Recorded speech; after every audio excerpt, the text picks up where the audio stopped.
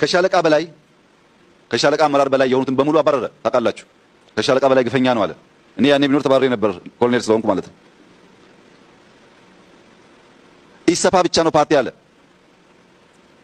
ፊውዳል ምናምን ብሎ ቀድሞ የነበረው ሚኒስተር ጀነራል ገደለ። ታውቃላችሁ።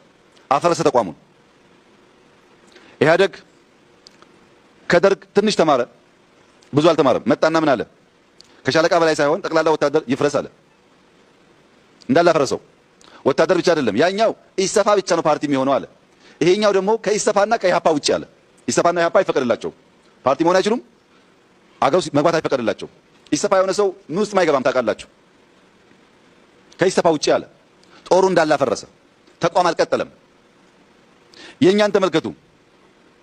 መከላከያ ውስጥ ያሉትን አይደለም በጡረታ የወጡትን ተመለሱ አልናቸው።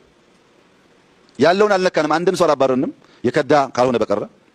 የፖለቲካ ፓርቲ ኤርትራ ያለ አሜሪካ ያለ አመጣን ማምጣት ብቻ አይደለም፣ የካቢኔ አባላት ናቸው። በነገራችን ላይ ባለፉት